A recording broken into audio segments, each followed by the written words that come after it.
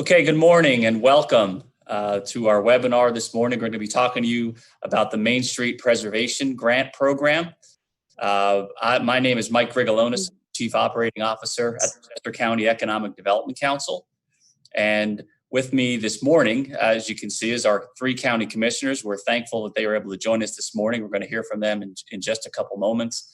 Chris McHenry is also with us as well. Chris is my colleague here at the Economic Development Council, and he'll be leading us through the majority of the presentation, and we'll get to Chris here in a few moments as well. So to start off, we'd really like to hear from the commissioners. They're really the reason that this program exists, and we have them to thank for creating this opportunity for many of the businesses in our community. So let's start by welcoming and introducing our commissioners, and I'll start with the chair of the commissioners, Marian Moskowitz. Good morning, everybody. Thanks for joining us. This is an important program, and we want as many people to know about it as possible. Our goal with this program is to serve small businesses that haven't been able to get any or very little assistance so far. We need our small businesses to reopen and re-employ their workers and be successful. Small businesses are the economic engine for Chester County, or one of them, and that's why we decided to utilize some of the CARES funding for the county.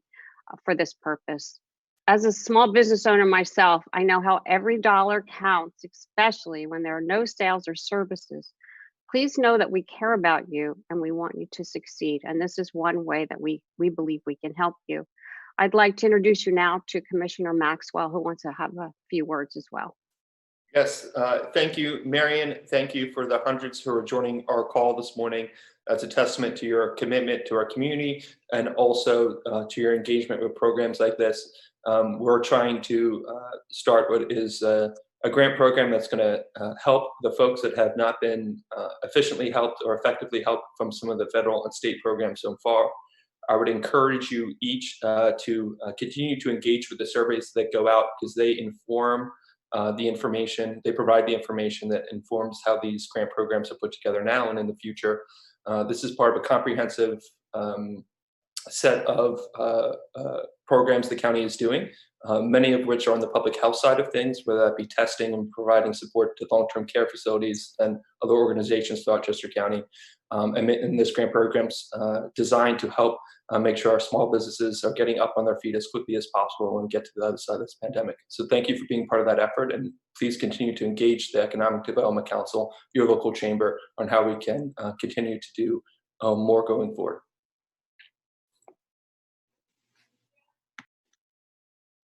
Oh, I'm deeply embarrassed, and I would now love to turn it over to Commissioner Michelle Kickline. Thank you, Josh. I just want to, reiterate the importance that all of you play in our county. As county commissioners in Chester County, we have invested over the years millions of dollars in developing our main streets, our boroughs, our city of Coatesville, and it is so critically important for us that you folks continue to succeed, that the fabric of Chester County and its business community stays strong. And that's why we're so pleased to be able to offer this additional resource and partner with the Economic Development Council as well as our chambers to assist you through these difficult times. We're here for you. And without further ado, I'd like to turn it over to the folks at the Economic Development Council to walk you through the nuts and bolts of how you can utilize this important program. Okay, thank you again to all three commissioners, not only for your vision in creating this program, but also for your leadership really throughout the last 2 months here has been, I think, outstanding. You guys have done an amazing job leading us through some of the most difficult circumstances we've seen here as a county probably ever. So thank you again.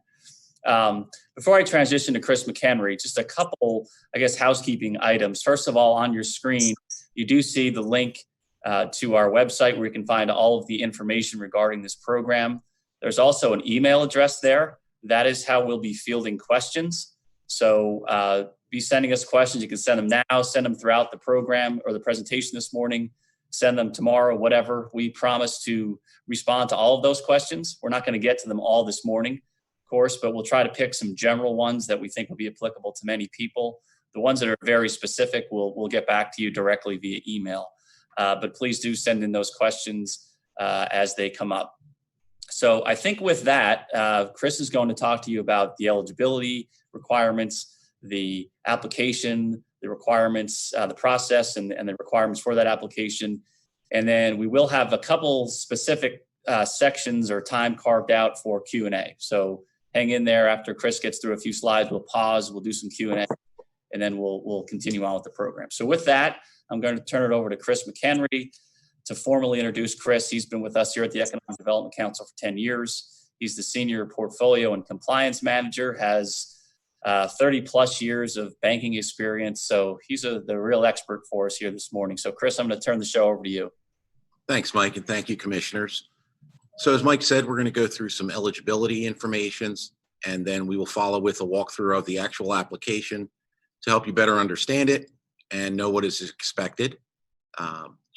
This is a grant program designed really to help the small businesses in Chester County, the micro businesses, those that may not have been able to get help somewhere else.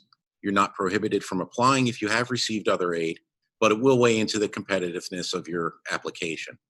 Also, I'd like to point out that unlike the Paycheck Protection Program or EIDL or the state's COVID Working Capital Assistance Program, this is not a derby type product where the first in gets the award and the last in misses out. We have an application window on Monday from 5 a.m. to 9 p.m. and any application received during that window will be processed. And then we have a bunch of criteria that we have worked on very closely with both the county commissioners, county manager, as well as some select members of the Chester County Industrial Development Authority and the Economic Development Council here in Exton, to develop a way to make sure we are getting the funds to the businesses that truly need them the most. So with that, I will share my screen and we'll walk through some of the eligibility questions.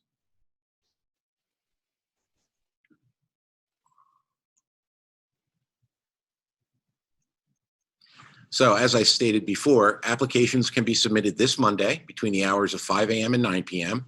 to the Main Street at CCEDCPA email address. There will be 4 or 5 application documents, which we will get to in a few moments. And each document should be attached as a separate attachment to that email when it comes in. As far as eligibility criteria, this is designed for businesses that have $500,000 or less in annual revenue for fiscal 2019. We are also looking for businesses that have incurred at least $20,000 in operating expenses during that same period. Businesses must have commenced operations in 2019 or before. One exclusion to this program is a passive business, such as rental properties or landlords. This is for active businesses that are involved in commerce, trade, exchange, warehousing, services, farming, etc. Service enterprises that are performing services for landlords are eligible as long as they are not related by common ownership. This is a county program using some of the county funds received through the CARES Act. So the business operations must be based out of Chester County for you to be eligible. If you have applied, as we mentioned, for EIDL, PPP, or CWCA, you are eligible. So we'd just like to point that out again because that was a recent change to the program. That is very briefly the eligibility criteria for this program. It's very basic, it's very simple, it's intended that way. Mike, I don't know, have we had any questions pop in on that? I know it was very short. Yeah, Chris. A couple questions have come in already. One of them is around the idea of multiple locations. A business owner that might have, 2 or 3 locations in Chester County. Would they be eligible? How would we consider that? If it is operated as multiple locations of the same business, same filing of the tax return, same EIN number, it is considered a single business. Even though it's different locations, if the total for those 3 locations exceeds $500,000, that business would not be eligible for the program. Okay, thanks, Chris. Another question has come in. We've had a few people ask about, either launching a business or purchasing a business in the second half of 2019. Obviously, they wouldn't have had expenses during the second quarter, which is one of the key requirements. So how would we handle that, Chris? What we have asked is, in lieu of submitting that second quarter 2019 financial statement, simply submit a document telling us we opened in 2019 after April 1st and do not have full second quarter information.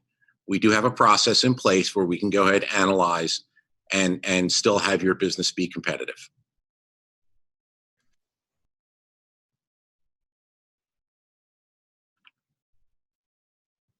Somebody.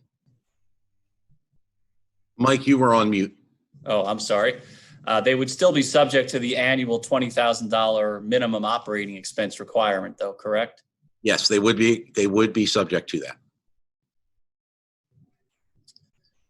Okay, we had a couple specific questions come in that we'll have to respond to directly to the question, because it's a little granular to get into on this webinar. So I think, Chris, for now we're ready to proceed on to the application itself.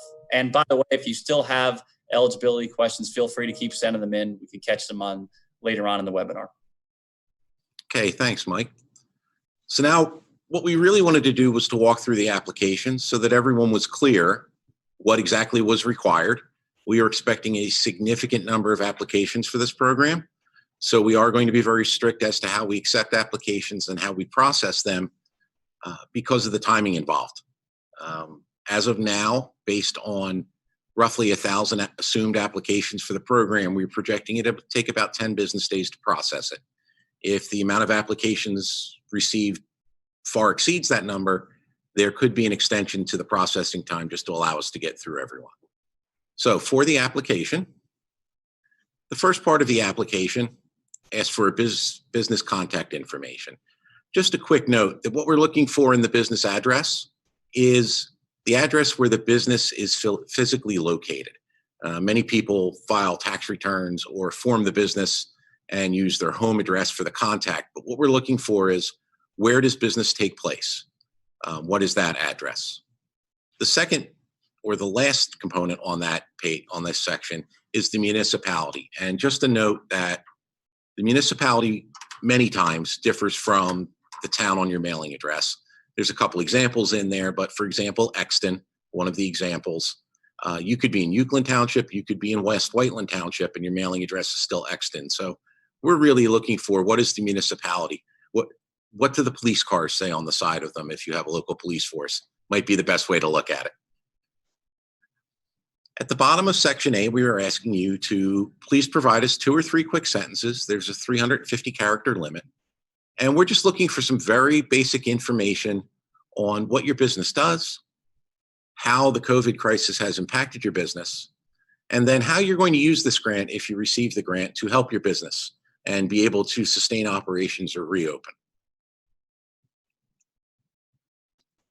Moving on to Section B of the application, we have a bunch of yes and no questions, and they're pretty self-explanatory.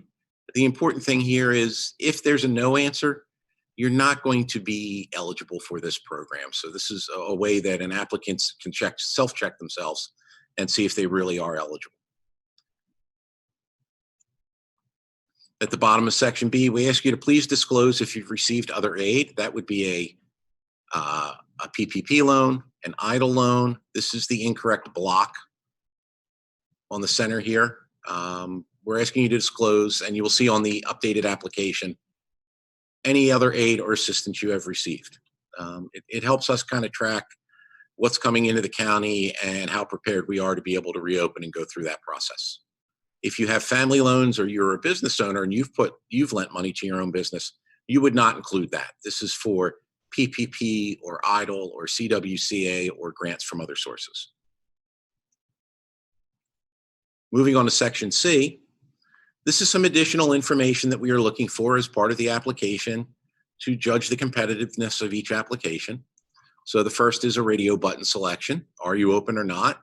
We're really looking to see, how this is really and truly impacting the small businesses in the county.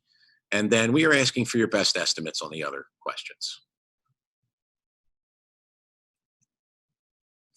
Moving on to section D, and I think this is the real meat. This is the required application and what has to be submitted in order to be considered for this program.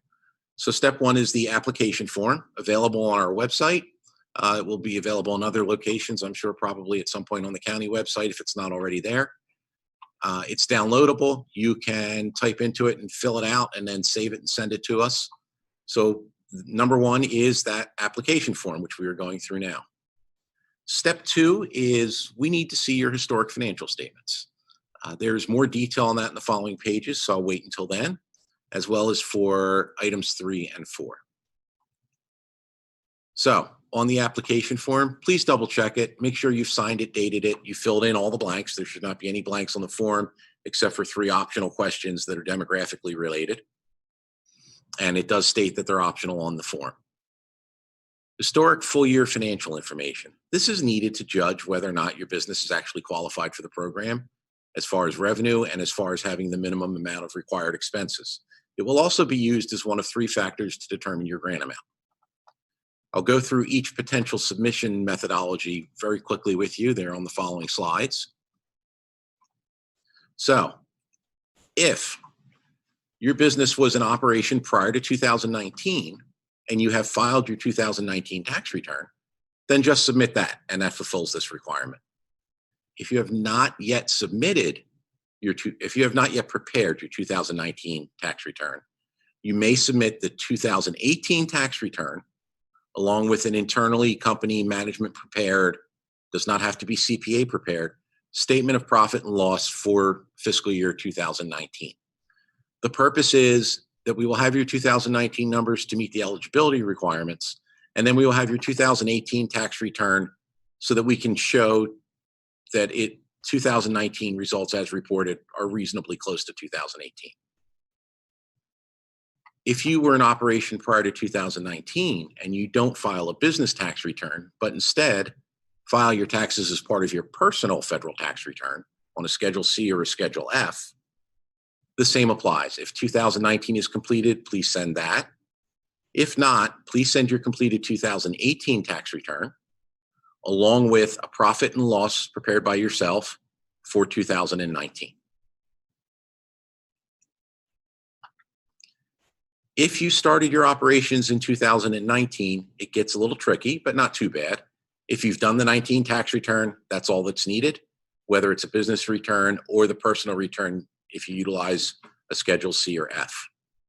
If your 2019 tax return is not prepared and you started operations in 2019, we will need a company prepared statement of profit and loss for that fiscal year. The third required document for the application, or maybe fourth if you have to submit 2 documents under topic number 2, is that if your business was in operation on or before April 1st of 2019, we need a 3-month statement of profit and loss for the second quarter of 2019.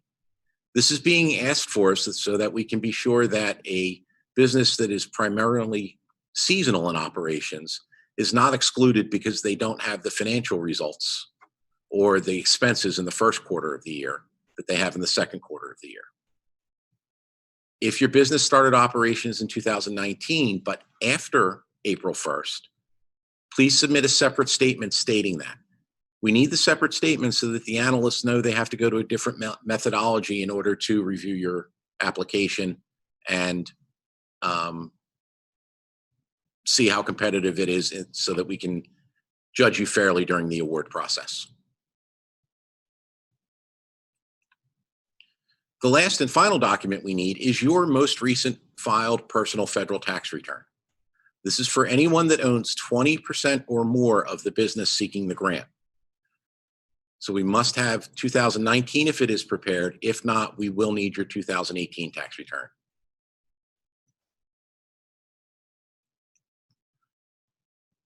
Mike, I think we've covered most of it. I know it was a little quick, but have I seen any questions come in or? Yeah, we do have some questions, Chris. The first one is just a clarification. Are we talking about gross revenue or net revenue? Gross revenue. Okay. Another question, this is a fairly common one. I think there are some folks out there that have applied for, say, PPP or maybe some other programs, have not heard back yet. So they're just kind of in limbo waiting to hear. How do we handle their eligibility? We don't want to assume you're going to be approved. So I would note in that comment section, because it is a narrative where you can just type applied for, not received. We are only going to count into the scoring model funds that have actually been received. A similar question, Chris. We had a question come in related to a business owner who is actually, I believe, receiving unemployment compensation. The question is, should that be listed in this same section? If you are self-employed, that should be listed as well, that you are receiving the unemployment compensation. Can you clarify a little bit, maybe, Chris, or give some examples, a couple questions around what qualifies as operating expenses? Can you share some examples?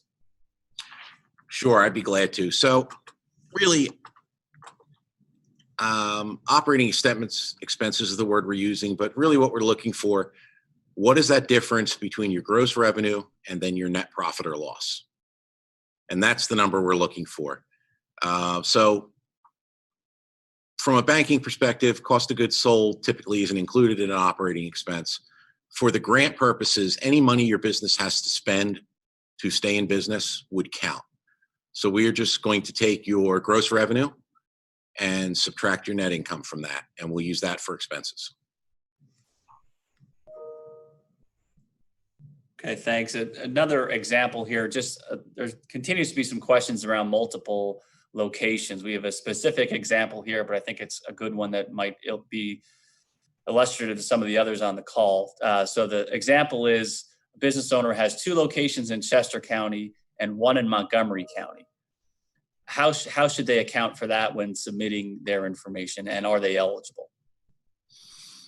So yeah, that's one of those questions where it's an in-between. But if your primary operations, most of your money is being made in Chester County, and your headquarters for those 3 locations is Chester County, then you would be eligible for the program. Right, but in terms of calculating the revenue, they would still all be combined, though, correct? Not just the 2 in Chester County? That's correct. It would be, a lot of that has to do more with the timing and the ability to analyze the requests. So we would not be separating it out. So it would be one application based on the headquarters and the majority of the business coming in from Chester County that would take into account the operations of the entire business.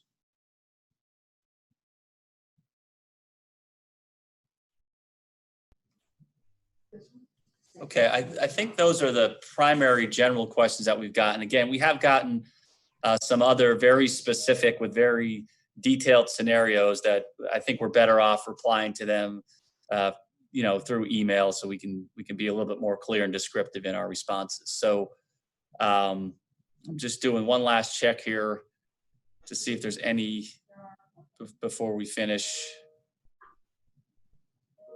Just bear with us one second here. See if we can grab 1 or 2 more questions.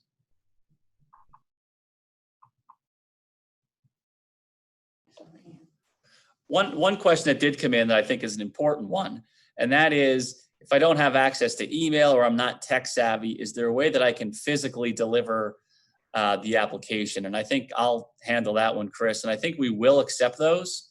What we would ask you to do is to physically drop off a hard copy of that application at our offices. That's the Chester County Economic Development Council. We're at 737 Constitution Drive in Exton. The doors will be locked. There more than likely won't be anybody here, so we will set up some sort of a box out front, outside the front doors. So just drop your application in there. I would say that we strongly prefer to get it electronically, but if for whatever reason you can't or you prefer to give us a hard copy, we will accept it.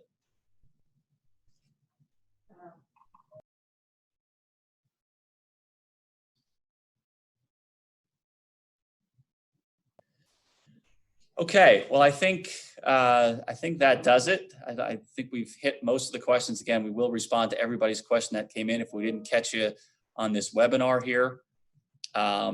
I will once again thank Chris and thank the commissioners for making time for us this morning. Very much appreciated. The email address continues to be open for questions. So as you're working through the application and you think of new questions or have additional inquiries, by all means, reach out to that email address. We'd be happy to respond to you. And with that, I think commissioners, just maybe with a nod, if you're all good, if you have any final comments, we certainly would accept those. But if not, looks like great, very good. So thank you, everybody, and good luck. And we were really anxious to launch this and proud to be administering this on the part of the county. And so we look forward to seeing your applications here again on Monday from 5 a.m. to 9 p.m. That is the time the window is open. So we look forward to seeing those applications at this time. So thank you again, and we'll talk soon.